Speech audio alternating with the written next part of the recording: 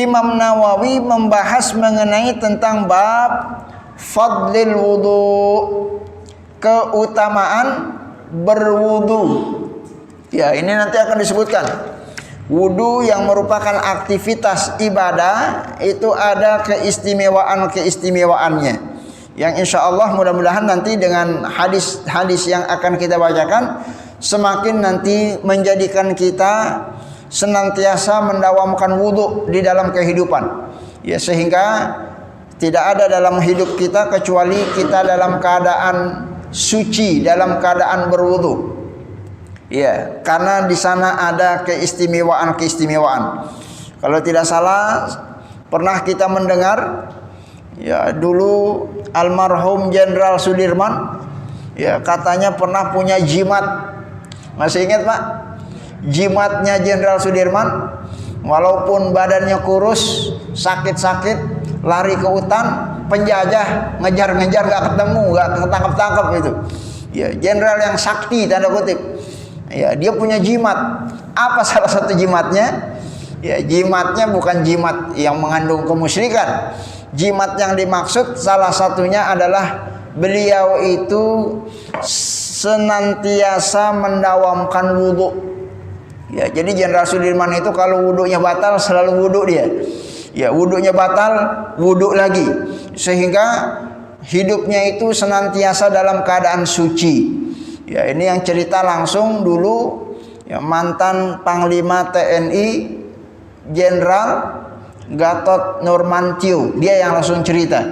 Ya, di dalam salah satu orasi yang beliau sampaikan di depan pasukannya. Ya, jamaah sekalian, dalam agama kita itu adalah sesuatu yang biasa karena memang wudu itu adalah ya satu ritual amalah ibadah yang memiliki keistimewaan yang nanti hadisnya insya Allah akan kita sebutkan satu persatu. Ya, dan dalam konteks membaca Quran ini tentunya akan lebih utama kalau kita baca Quran itu nanti dalam keadaan wudu. Ya, meskipun nanti secara fikih sah-sah saja. Seseorang itu baca Quran tidak punya wudu, itu boleh. Bapak nggak punya wudu, baca Fatihah, silakan. Bapak nggak punya wudu, yasinan, silakan. Bapak nggak punya wudu, tahlilan, silakan. Baca Quran tidak harus pakai wudu. Ya, karena baca Quran itu ibadahnya tidak mempersyaratkan kesucian. Berbeda dengan ibadah sholat. Kalau ibadah sholat boleh nggak pakai wudu? Ya, tidak sah karena sholat itu syaratnya harus dalam keadaan suci, suci dari hadas, baik hadas kecil maupun hadas besar. Artinya tidak sah orang sholat kalau dia nggak punya wudu, atau dia punya wudu tapi wudunya sudah batal, dia harus wudu lagi karena itu persyaratan yang diminta bagi orang yang ingin melaksanakan ibadah sholat. Tapi tidak dengan baca Quran. Kalau baca Quran mau punya wudu mau nggak punya wudu silahkan. Siapa saja yang mau baca Quran diperbolehkan karena membaca Quran itu tidak harus dalam keadaan berwudu. Hanya saja alangkah utamanya dan lebih afdol, lebih besar pahalanya kalau kita baca Quran dalam keadaan wudu. Ini lebih sunnah, lebih besar pahalanya. Ya, jadi kalau kita pengen yasinan, kalau bisa kita udah punya wudu. Kalau kita pengen tahlilan, kalau perlu kita dalam keadaan suci. Karena wudu kita itu berpengaruh dalam kehidupan kita selanjutnya yang nantinya hadisnya insya Allah akan kita sebutkan. Ya, jamaah sekalian rahimakumullah, saking pentingnya wudu ini Allah firmankan di dalam surat Al-Maidah, ya ini ayat yang terkait dengan keharusan seseorang itu berwudu kalau wudunya sudah batal kalau dia ingin melaksanakan ibadah sholat.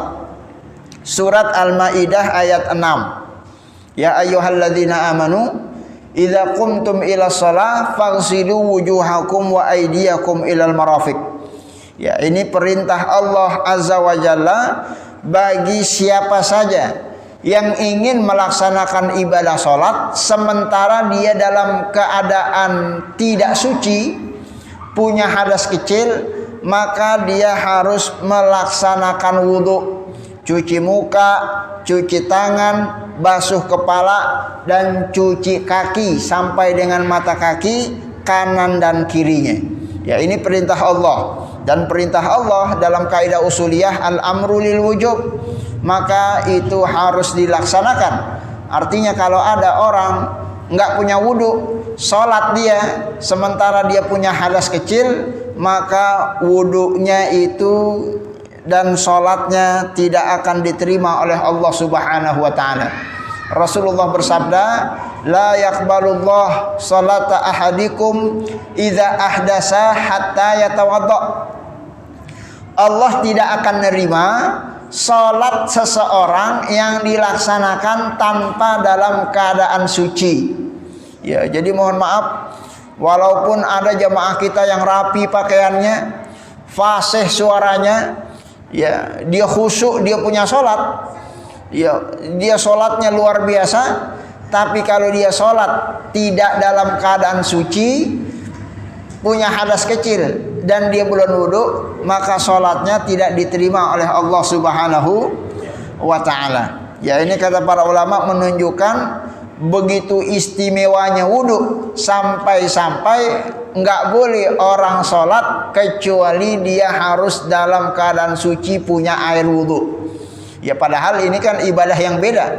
Ya, apa susahnya bagi Allah untuk membebaskan manusia? Udah sholat aja, urusan wudu mah belakangan, nggak apa-apa. Seperti baca Quran aja, nggak apa-apa, nggak pakai wudu. Ya, bagi Allah tidak ada yang sulit. Tapi Allah perintahkan kita untuk wudu setiap kali kita ingin sholat kalau kita dalam keadaan hadas kecil. Ya, ini menunjukkan ada sesuatu yang istimewa di balik ibadah wudu yang harus dikerjakan oleh kita bagi siapa saja yang ingin melaksanakan ibadah sholat. Jamaah sekalian rahimakumullah, dan ternyata di antara salah satu rahasia, dan itu juga merupakan keistimewaan wudu, dan ini hadisnya pun sering kita dengar, bahwa nanti di hari kiamat kata Rasulullah sallallahu alaihi wasallam, inna ummati yud'auna yaumal qiyamah ghurran muhajjalina min atharil wudu. Kata Rasulullah, nanti umatku di hari kiamat yud'auna yaumal qiyamah, ya, di hari kiamat itu ghurran muhajjalin, dia akan ghurran, dia akan muhajjalin. Ya, jamaah sekalian, ini kalau tidak salah hadisnya sudah pernah kita jelaskan. Ada ghur, ada muhajjal. Ya, ini mohon izin tidak bisa kita terjemahkan kecuali harus kita jelaskan, karena ini salah satu keistimewaan bahasa Arab yang tidak memiliki padanan katanya. Ghur, muhajjal. Ghur dalam bahasa Arab, ya, itu kuda yang bagian ngepalanya, mukanya itu ada warna putihnya. Pernah lihat nggak, Pak? Kuda, ada kuda warnanya hitam, bagian kepalanya ada warna putihnya. Ya, kuda warnanya coklat semua, bagian kepala ada warna putihnya. Pernah lihat kuda begitu? Ya, itu bahasa kitanya apa namanya, Pak? Enggak belang. Kudanya warnanya semuanya hitam. Kalau belang mah zebra, belang. Iya, kalau belang zebra, hitam putih, itu namanya belang. Ini kudanya warnanya hitam atau kudanya warnanya coklat, semuanya. Cuman bagian kepalanya, mukanya ada sedikit warnanya putih. Itu apa bahasa kitanya? Itu bahasa Arabnya namanya ghur. Namanya ghur.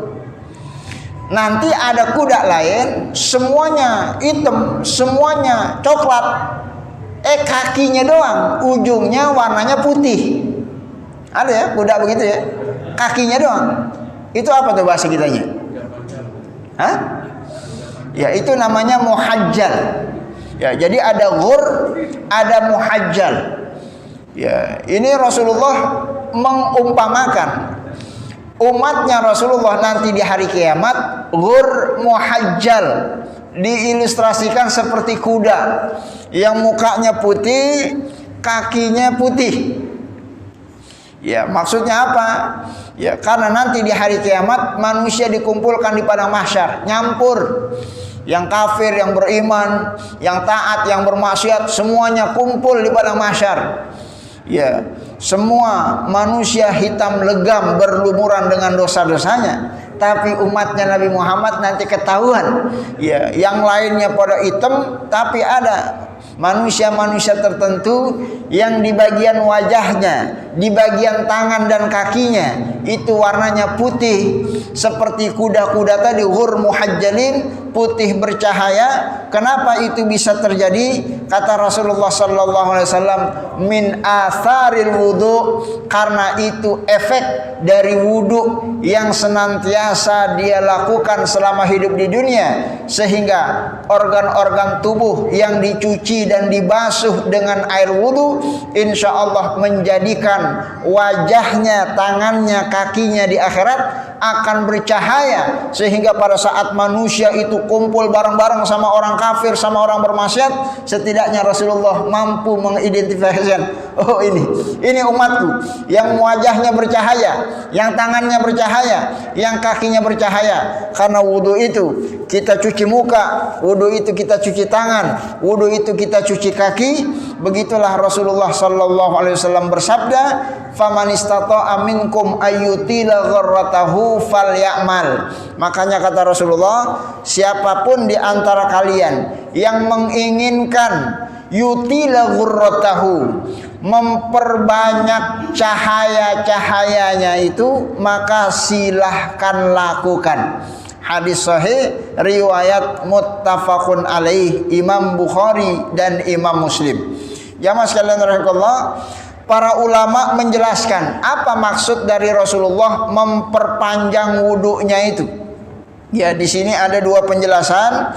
Pendapat yang pertama, memperpanjang wudunya itu maksudnya adalah memperpanjang bagian organ tubuh yang dicuci pada saat dia wudu. Ibaratlah nanti secara fikih kan namanya mencuci tangan, sampai mana kita cuci tangan? Sampai sikut. Ya, ini minimal sampai sikut. Kata Rasulullah, barang siapa yang ingin memperpanjang cahayanya, ya kan kalau kita basuh sampai sikut, nanti di hari kiamat yang bercahaya sampai mana? Sampai sikut. Ya, maka silakan kita lebihkan, kita cuci sampai atas. Ya, itu disunahkan. Biar apa? Biar ini nanti ikut juga bercahaya di hari kiamat, sehingga cahayanya setidaknya lebih panjang dan lebih bersinar. Ibaratnya dalam fikih mencuci kaki sampai mana? Sampai mata kaki. Ya, itu wudu yang minimal. Ya, mata kaki kita cuci sampai situ. Ya, sehingga nanti di hari kiamat yang bercahayanya sampai mata kaki. Maka kata Rasulullah, faman istata'a minkum ayyutila ghurratahu, siapa saja yang ingin memperpanjang cahayanya, silakan lebihkan cahayanya sehingga dilebihkan cara cucinya. Makanya mencuci kaki kalau bisa dilebihkan sampai betis terus ke atas, nggak apa-apa. Agar apa? Nanti kakinya akan lebih banyak bagian yang bercahaya di hari kiamat. Ya, ini makna yang pertama terkait dengan memperpanjang cahaya dari tubuh kita di hari kiamat dengan cara melebihkan bagian yang kita cuci dan bagian yang kita basuh. Kemudian makna yang kedua, memperpanjang cahaya itu maksudnya memperpanjang durasi wudunya. Ya, itu nanti dalam fikih disebut dengan tajdidul wudu.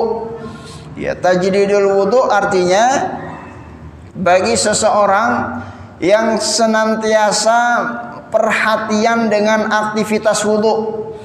Ya, seperti misalnya kita pagi hari habis sholat subuh, kemudian wudu kita batal. Kemudian kan tidak ada keharusan kita untuk wudu kembali. Ya, selama kita tidak melaksanakan ibadah salat. Maka pada saat wudunya batal, terus kita wudu lagi untuk menjaga agar kita dalam keadaan suci, itulah yang dimaksud dengan memperpanjang cahaya wudu. Ya, sehingga kapanpun dimanapun kita punya wudu batal, mau lagi sholat atau tidak pengen sholat, mau baca Quran atau tidak pengen baca Quran, maka insya Allah itu akan berdampak baik bagi cahaya tubuh kita yang nanti di hari kiamat akan bercahaya, sehingga insya Allah mudah-mudahan walaupun kita berada di tempat yang jauh dari posisi di mana Rasulullah berada, namun setidaknya cahaya itu akan terpancar sehingga kita termasuk orang-orang yang nanti akan mendapatkan syafaat baginda Nabi Muhammad sallallahu alaihi wasallam. Baik jamaah sekalian rahimakumullah, ini kita cukupkan terlebih dahulu karena waktu sudah menunjukkan pukul 7:07. Masih ada sekitar 3 menit, 4 menit, 5 menit bagi jamaah yang ingin mungkin menanyakan sesuatu yang terkait dengan tema yang barusan kita sampaikan. Waktu dan tempat saya persilahkan kalau memang ada.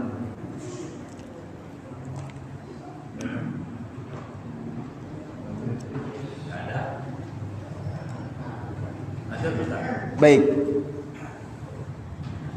Cukup? Baik. Saya berikan kesimpulan hadis yang terakhir. Minas sunnah italatil ghurra wat tahjil. Ya, jadi dalam sunnah itu memperpanjang ghurrah dan tahjil. Ya, ghurrah tadi putihnya wajah, tahjil putihnya kaki dan tangan. Wa dzalika bi ghasli ma zada 'alal wajib minal wajhi wal yadaini warijlaini. Sebagaimana tadi yang diinformasikan dalam pendapat yang pertama, yaitu melebihkan dari organ-organ yang wajib dicuci dan wajib dibasuh.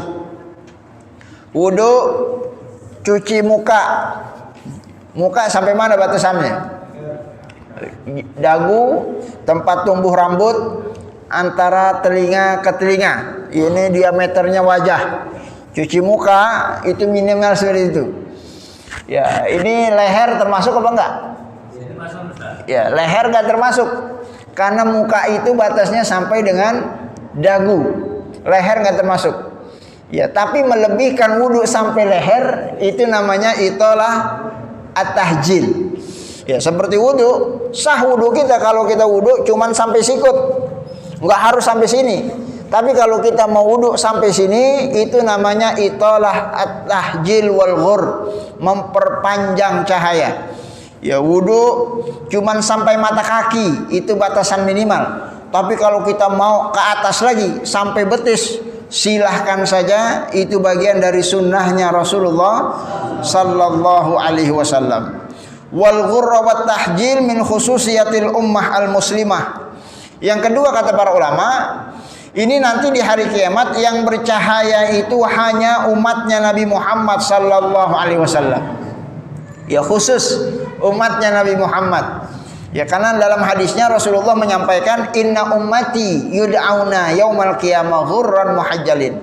Nanti hanya umatku saja di hari kiamat yang wajah tangan kakinya akan bercahaya gara-gara wudunya.